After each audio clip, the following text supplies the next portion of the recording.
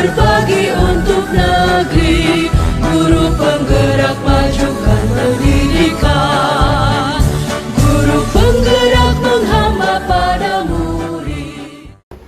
Assalamualaikum warahmatullahi wabarakatuh.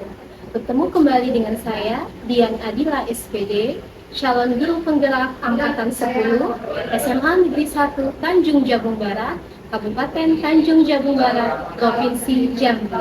Kali ini saya bersama rekan sejawat saya dari satu sekolah, Ibu Nelly Rekulina Siringo-Lingo, yang merupakan guru mata pelajaran biologi di SMA Negeri 1 Tanjung Jabung Barat. Baik Ibu Nelly, selamat pagi Ibu. Selamat pagi Bu Dia. Gimana kabarnya hari ini Bu? Tuhan, kabar saya baik Bu. Baik Bu ya, alhamdulillah. Sehat ya Bu ya? Sehat Bu. Sehat, iya. Baik Ibu Nelly, pada hari ini kita akan mengadakan percakapan praobservasi ya Bu. Ya Bu. Di mana nanti saya akan mengamati proses pembelajaran yang akan Ibu lakukan dan akan melakukan supervisi pada proses pembelajaran Ibu tersebut. Iya Bu. Oke, adapun tujuan dilakukan supervisi ini Bu Nelly, yaitu untuk mengetahui dan untuk mengevaluasi jalannya proses pembelajaran yang Ibu lakukan nantinya. Selain itu, kenapa kita melakukan percakapan praobservasi ini Ibu? Sebagai persiapan awal sebelum nantinya Ibu akan masuk ke dalam kelas, melakukan pembelajaran di dalam kelas, supaya Ibu agar lebih siap, percaya diri, dan sehingga nantinya memberikan pembelajaran yang terbaik sesuai dengan kebutuhan murid ya Bu ya? Baik Bu. Iya. Oke Bu Nelly, ada beberapa pertanyaan yang akan saya sampaikan Bu. Yang pertama terkait dengan materi yang Ibu akan berikan di kelas, apakah tujuan pembelajaran yang akan Ibu capai Bu? Tujuan pembelajaran yang ingin saya capai itu Bu, Iya. dengan teknik mindfulness Uh-huh. melalui penayangan video, Iya, peserta benar. didik dapat menganalisis keanekaragaman hayati Iya. pada tingkat gen, Iya. spesies, dan ekosistem dengan benar dan tepat. Oh, mantap sekali Bu Nelly ya, menggunakan teknik mindfulness langsung Bu Nelly ya. Iya.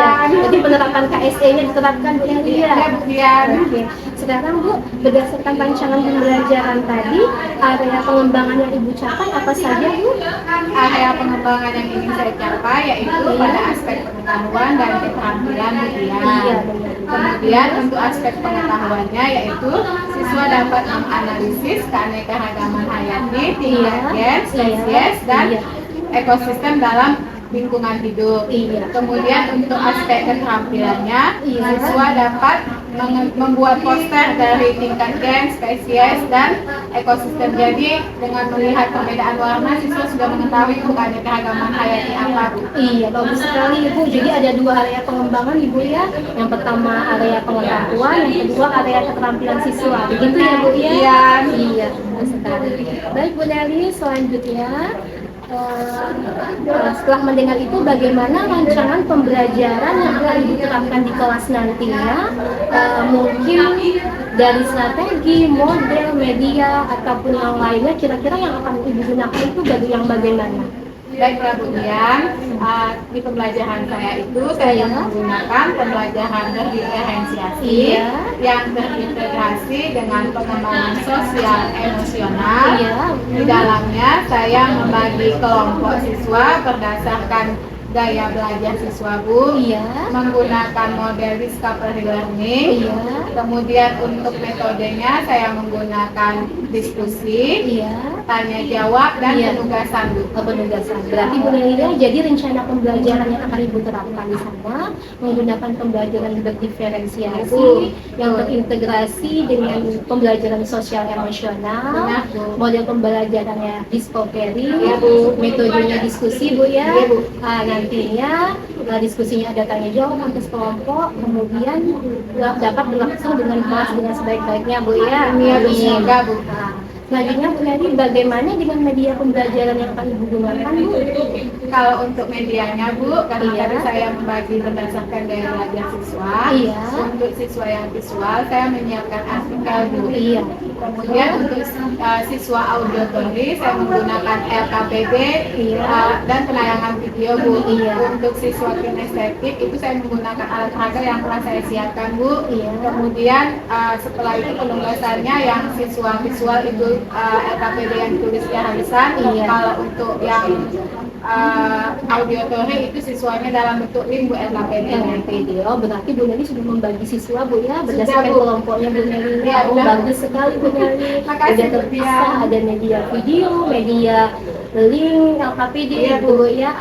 Nah, supaya pembelajaran Bu Nelly cepat terlaksana, kira-kira kapan Bu planningnya Bu? Kegiatan pembelajaran ini kelas berapa dan jam berapa dilaksanakan di sekolah ini Bu?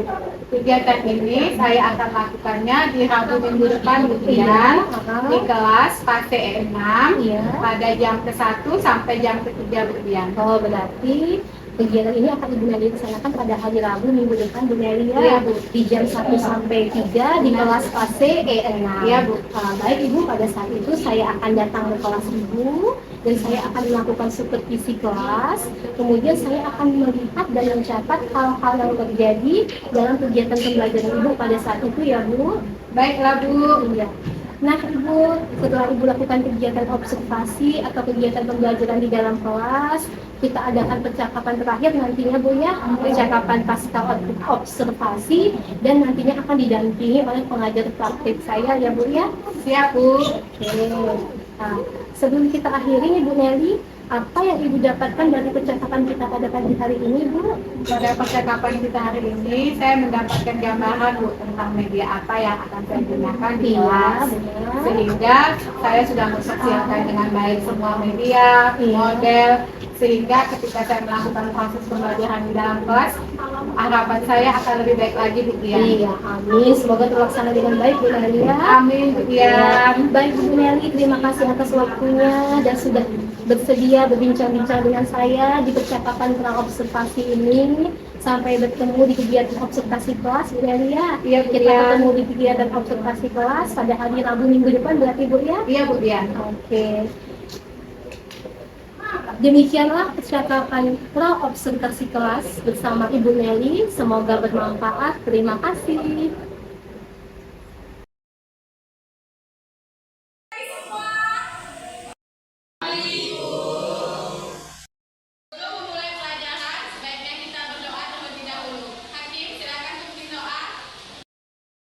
Gerak. Sebelum memulai pelajaran pada pagi hari ini, marilah kita berdoa. Berdoa menurut agama kepercayaan masing-masing. Berdoa mulai. Berdoa selesai.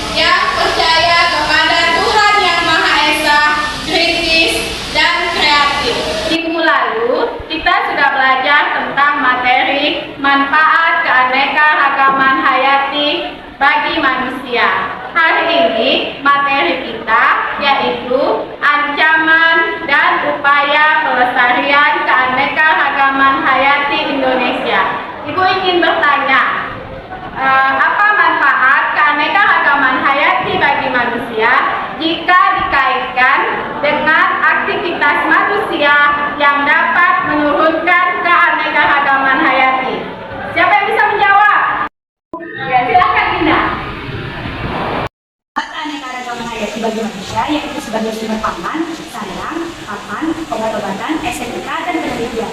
Karena begitu rapisnya manusia dalam memiliki kebutuhan tersebut, maka terjadilah penyalahgunaan keanekaragaman hayati. Seperti pembakaran hutan untuk dijadikan tempat wisata baru, seperti taman dan villa. Dari aktivitas manusia ini menyebabkan orang hutan dan harimau kehilangan tempat tinggal, dan kehilangan sumber makanan. Sekali jawaban Indah. Kemarin, Ibu kan sudah membagi kelompok kamu berdasarkan gaya belajar kamu, yaitu gaya belajar visual dan gaya belajar auditory. Nah, untuk gaya belajar visual, Ibu akan membagikan artikel kepada kamu tentang materi ancaman dan upaya pelestarian keanekaragaman hayati. Sedangkan untuk kelompok auditory, Ibu akan memberikan link tentang video ancaman dan upaya pelestarian keanekaragaman hayati di dalam grup WA kita. Silakan kamu tonton video tersebut, dan untuk kelompok visual silakan membaca artikel. Nah, untuk itu kamu boleh duduk berdasarkan kelompok yang sudah Ibu tentukan kemarin. Silakan duduk menurut kelompoknya masing-masing. Kelompoknya masing-masing. Oke, terima kasih. Untuk kelompok auditory, Ibu itu sudah memberikan link WA video di grup WA kita. Silakan kamu buka video tersebut. Amati video tentang materi ancaman dan upaya pelestarian keanekaragaman hayati. Silakan tonton video tersebut.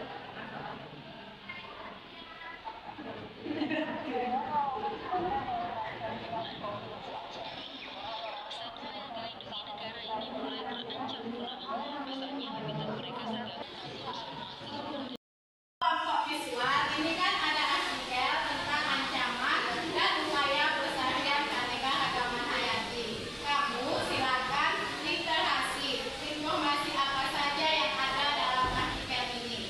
Sudah jelas untuk kelompok visual? Kata 2, 3 indah, 4 empatan, 6 hijau. Nomor ini tadi apa? Bukaan. Itu yang ini.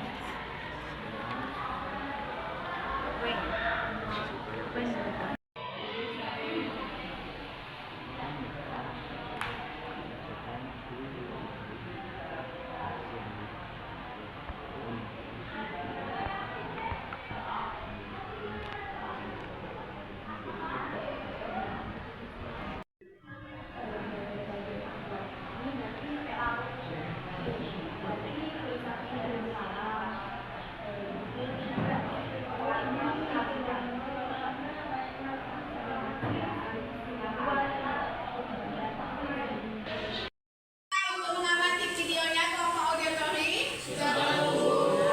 Untuk kelompok visual sudah selesai melakukan literasi terhadap artikel tersebut. Untuk memahami pemahaman kamu tentang materi hari ini, kita akan mengerjakan LKPD. Ini untuk kelompok kamu. Silakan baca petunjuk yang ada dalam LKPD ini dan jawab pertanyaan pada LKPD tersebut. Lakukan dengan cara diskusi dan bekerja sama di dalam kelompok. Sudah paham sampai di sini penjelasan LKPD? Ya. Untuk kamu kelompok auditory, Ibu sudah memberikan link LKPD di dalam grup kita. Silakan kamu buka link tersebut.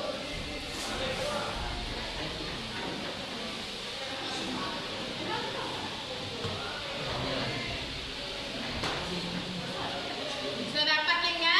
Sudah. Nah, untuk kamu, karena kamu Ibu berikan LKPD dalam bentuk link, kamu menjawab LKPD tersebut di gawai kamu.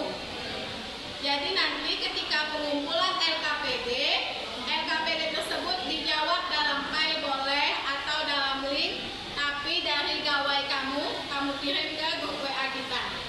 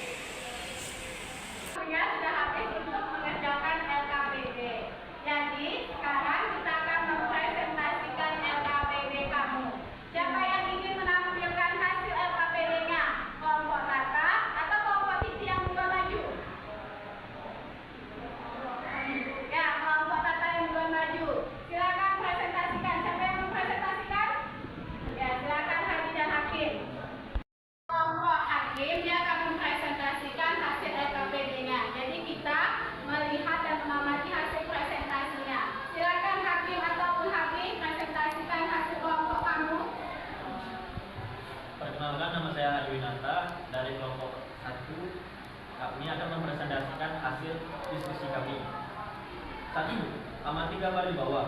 Berdasarkan gambar 1 dan 2 di atas, analisis ancaman keanekaragaman hayati di Indonesia. 1. Hilangnya habitat. Daftar merah UNESCO International Union for Conservation of Nations menunjukkan bahwa hilangnya habitat dan diakibatkan pertanian dan hutan yang tidak berkelanjutan dan menjadi penyebab terbesar hilangnya keanekaragaman hayati. Bertambahnya jumlah penduduk menyebabkan semakin bertambah pula kebutuhan yang harus dipenuhi. Lahan yang tersedia untuk kehidupan tumbuhan dan hewan semakin sempit karena digunakan untuk tempat tinggal penduduk dibabat untuk digunakan sebagai lahan pertanian atau dijadikan lahan industri. Lebih duluan. Pembentukan suaka marga satwa. Suaka marga satwa adalah kawasan konservasi yang ditunjukkan untuk perlindungan satwa liar dan habitatnya. Contohnya suaka marga satwa Pulau Rambut dan suaka marga satwa Muara Angke. Pembentukan cagar alam. Cagar alam adalah kawasan yang dilindungi agar keanekaragaman hayati dan ekosistem di dalamnya tetap lestari dan tidak terganggu. Contohnya cagar alam Gunung Gede, Padarono, dan cagar alam Lorelidu. 2. Ex situ. Ex situ merupakan upaya pelestarian keanekaragaman hayati di luar habitat aslinya. Tujuannya adalah untuk melindungi dan melestarikan spesies yang terancam punah. Beberapa contoh upaya ex situ di antara lain: pembuatan kebun binatang. Kebun binatang menjadi tempat pelestarian berbagai spesies hewan di luar habitat aslinya. Contohnya kebun binatang Ragunan dan kebun binatang Surabaya. Pembentukan kebun raya. Kebun raya menjadi tempat konservasi berbagai spesies tumbuhan yang terancam punah. Contohnya kebun raya Bogor dan kebun raya Purwodadi. Penangkaran satwa liar. Penangkaran ini memiliki tujuan untuk melindungi, mengembangbiakkan dan melestarikan satwa liar yang terancam punah. Contohnya penangkaran Cikanaga dan penangkaran alam benda. 2. Memudahkan kamu membedakan yang bagaimana yang in situ, bagaimana ex situ. Ingat kata in situ, berarti di dalam. Jadi konservasi itu dilakukan di wilayahnya sendiri. Ini misalnya kemudian cagar alam dan suaka marga satwa. Kalau untuk ex situ, itu kan ex artinya di luar, berarti di luar habitatnya sendiri. Misalnya itu mendirikan kebun raya dan lain-lain. Jadi ketika ada in dan ex itu, kamu tidak perlu lagi itu sesuai dengan namanya. Sudah jelas sampai di sini? Ya, silakan Tata.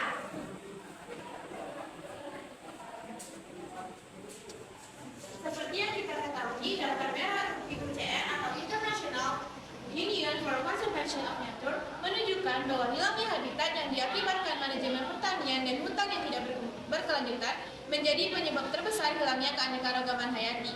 Beberapa penyebab hilangnya habitat adalah sebagai berikut. Pertama yaitu zat pencemar atau polutan, yang merupakan produk buangan yang dihasilkan dari aktivitas manusia. Polutan tersebut dapat mencemari air, tanah, dan udara, serta berbahaya bagi organisme. Nitrogen oksida dan sulfur oksida dapat menimbulkan asam yang merusak ekosistem. Perubahan iklim terjadi karena efek rumah kaca dan dampak menyebabkan pencairan es di Pulau Selatan serta permukaan air laut sekitar 1-2 meter yang berakibat perubahan struktur dan fungsi ekosistem laut. Eksploitasi tanaman dan hewan yang berlebihan dapat menyebabkan penggunaan spesies hidup, apalagi jika tidak diimbangi dengan usaha untuk membiarkannya. Masuknya spesies dari luar ke suatu daerah seringkali mendasari spesies alam yang sebenarnya merupakan spesies penting dan langka di daerah tersebut. Contohnya adalah ikan pelangi atau Melanopania ayam Indonesia yang merupakan spesies endemik danau Papua Barat. Ikan pelangi terancam punah akibat dimangsa oleh ikan mas atau Cyprinus carpio yang dibawa dari Jepang dan menjadi spesies invasif dari danau tersebut. Selain itu, suatu lahan pertanian atau hutan industri umumnya ditanami satu jenis tanaman atau monokultur, misalnya teh, karet, dan sudah dijelaskan bahwa untuk mempertahankan keanekaragaman hayati, manusia perlu melakukan 2 usaha, yaitu 1. In situ. Apa itu in situ? Di dalam habitat aslinya. Keanekaragaman hayati di dalam habitatnya.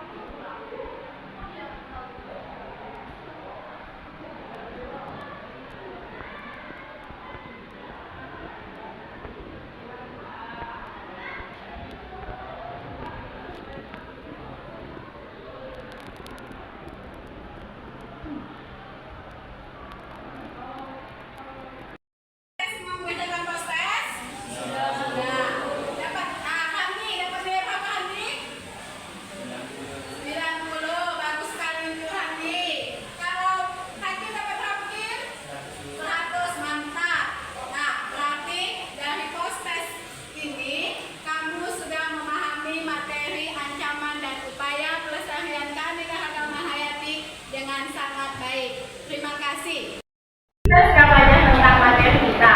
Menurut kamu, bagaimana hari ini pemahaman kamu terhadap materi kita hari ini, yaitu ancaman dan upaya pelestarian keanekaragaman hayati?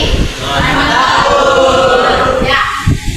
Bagaimana menurut kamu tentang cara kita belajar, baik dengan presentasi ataupun penayangan video? Siapa yang bisa bantu Ibu jawab? Ya, silakan Heci. Video pada materi hari ini sangat baik karena adanya penayangan video materi berupa flora dan fauna, ya, serta pengerjaan soal yang dilakukan dengan diskusi dan mempresentasikan sehingga kami dapat memahami materinya. Ya, terima kasih atas penjelasannya Heci. Nah, tadi kita kan sudah memahami semua. Karena jam pelajaran kita sudah habis, maka minggu depan ini kita semua sudah sangat aktif dalam berdiskusi. Mari kita beri aplaus untuk kita semua. Minggu depan materi kita adalah tentang klasifikasi makhluk hidup. Jadi karena pelajaran kita sudah berakhir, maka sebelum menutup pelajaran ada baiknya kita berdoa terlebih dahulu. Hakim, silakan berdoa. Nah, tadi kan kita sudah belajar tentang materi ancaman dan upaya pelestarian keanekaragaman hayati. Sudah melihat video bagi kelompok auditory, sudah membaca artikel, sudah mengerjakan LKPD, sudah mempresentasikan hasil LKPD masing-masing kelompok, dan sudah membuat kesimpulan. Nah, tugas kamu di rumah, kamu yang dua kelompok itu membuat mind mapping tentang ancaman dan upaya pelestarian keanekaragaman hayati. Tugas ini dikumpulkan minggu depan pada jam pelajaran biologi. Sampai di sini ada yang mau ditanyakan tentang tugas di rumah ini? Ya, habis sudah jelas semua untuk tugas ini? Ya. Mengakhiri pelajaran, marilah kita berdoa. Berdoa mulai.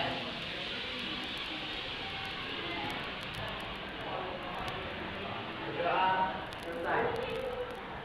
Materi kita sudah selesai. Tetap semangat dalam belajar. Semangat biologi! Semangat! Yes!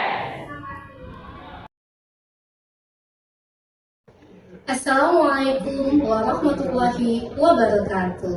Berjumpa dengan saya kembali, Dian Adila, calon guru penggerak Angkatan 10 Kabupaten Tanjung Jabung Barat. Dalam kesempatan kali ini, saya bersama rekan saya sejawat Ibu Nelly dari SMA Negeri 1 Tanjung Jabung Barat yang merupakan guru mata pelajaran biologi. Pada kesempatan kali ini, Ibu Nelly merupakan guru yang akan diobservasi sesuai dengan supervisi akademik yang akan saya laksanakan.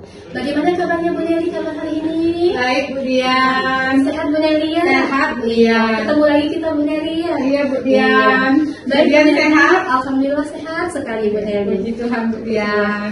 Baik Bu Nelly, di percakapan pasca observasi ini, saya akan memberikan beberapa pertanyaan terkait kepada jalannya observasi yang telah Ibu laksanakan kemarin Bu ya. Iya Bu Dian. Adapun tujuan dari mengevaluasinya sejauh mana proses pembelajaran yang sudah Ibu lakukan. Pertanyaan pertama yang akan saya ajukan ini Bu, terkait dengan jalannya kegiatan pembelajaran yang kemarin, bagaimana perasaan Ibu Bu? Perasaan saya agak khawatir Bu, karena jujur saja saya belum terbiasa.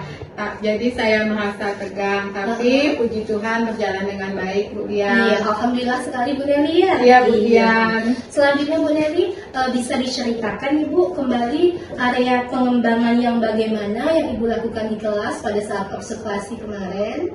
Kemudian langkah-langkah apa, tahapan apa yang Ibu lakukan pada saat kemarin pembelajarannya. Ya Bu Dian, saya kan membuat perangkat pembelajaran yaitu modul ajar pada fase E6 dengan tujuan pembelajaran yaitu dengan teknik mindfulness melalui penayangan video, peserta didik dapat menganalisis keanekaragaman hayati pada tingkat gen, spesies, dan ekosistem dengan benar dan tepat pada lingkungan sekitarnya. Iya Bu Nelly. Kemudian untuk pengembangan areanya yaitu saya mengukur pada tahap pengetahuan dan keterampilan, di mana pada tahap pengetahuannya yaitu tujuannya siswa dapat menganalisis perbedaan keanekaragaman hayati, tingkat gen, spesies, dan ekosistem di lingkungan sekitar siswa, dalam hal ini pengamatan di lingkungan sekolah.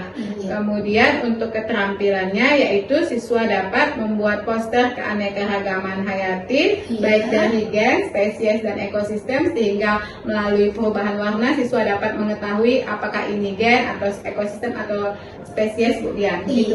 Begitu Bu Nelly ya. Iya, Berarti Bu Dian. Bu Nelly pertama kali mengembangkan KSE dengan mindfulness tadi Bu Nelly Iya, ya. Bu Dian. Kemudian pengembangan berkaitan dengan pengetahuan dan keterampilan.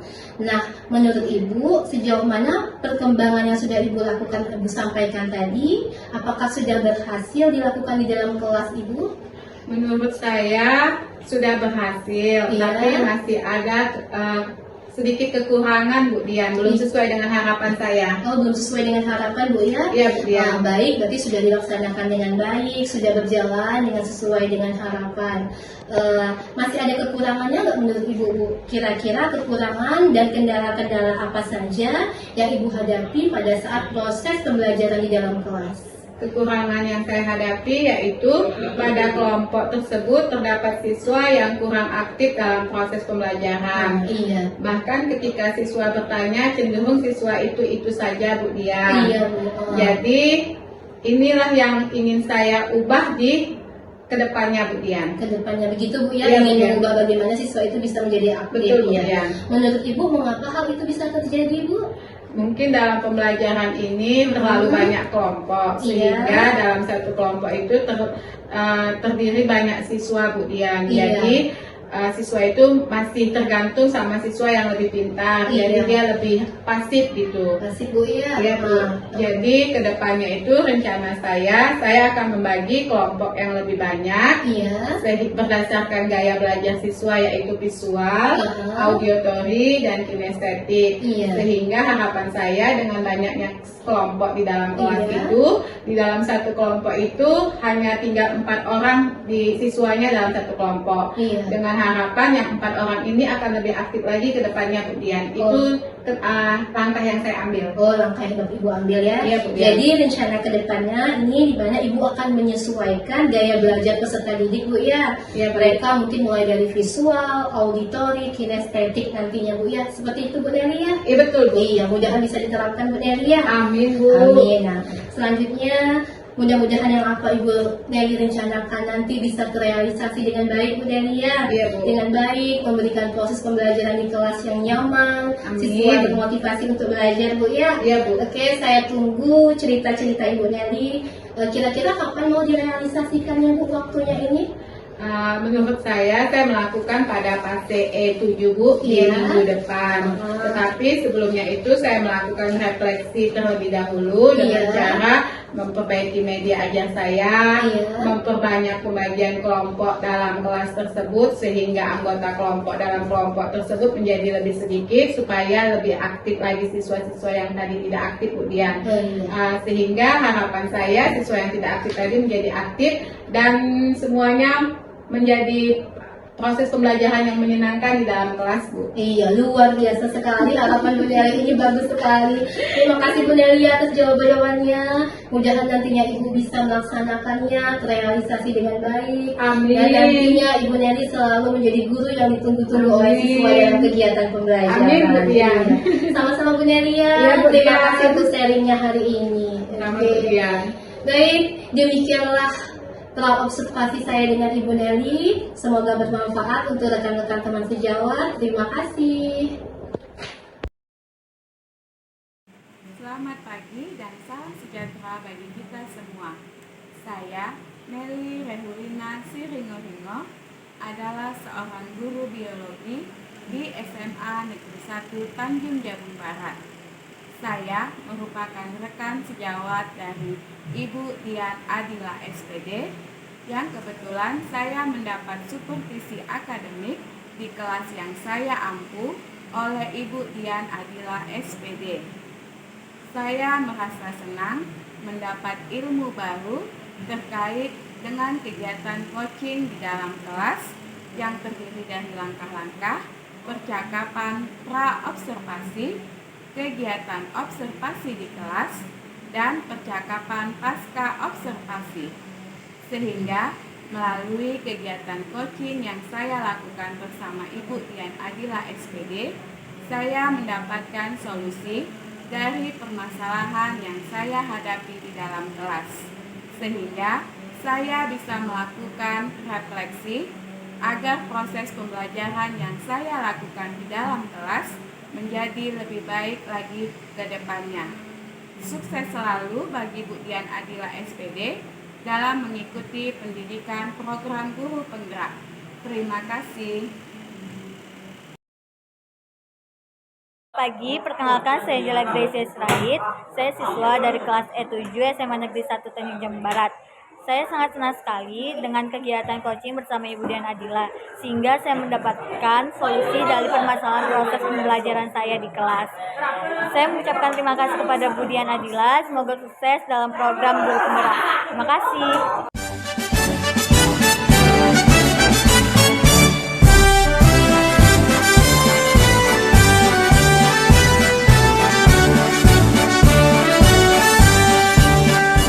Bulatkan tekad, kuatkan hati.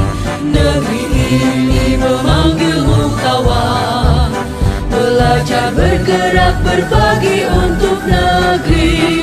Guru penggerak, majukan pendidikan.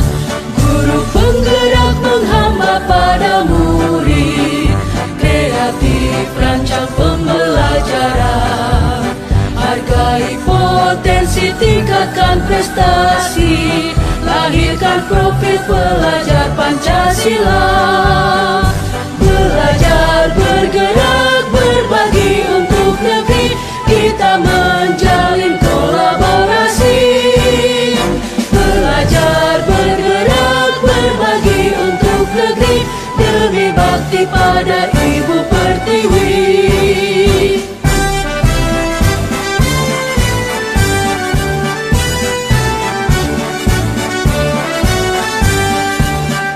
Bulatkan tekad, kuatkan hati.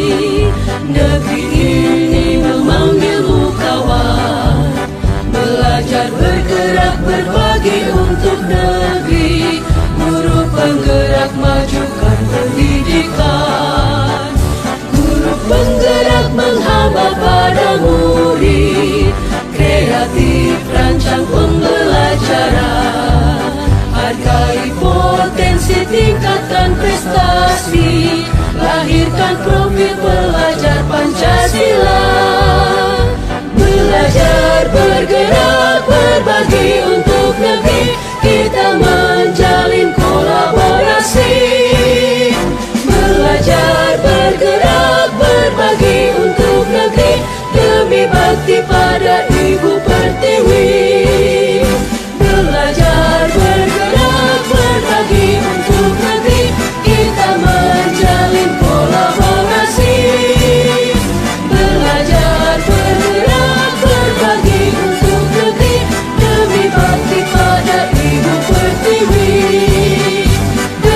berbakti pada Ibu Pertiwi.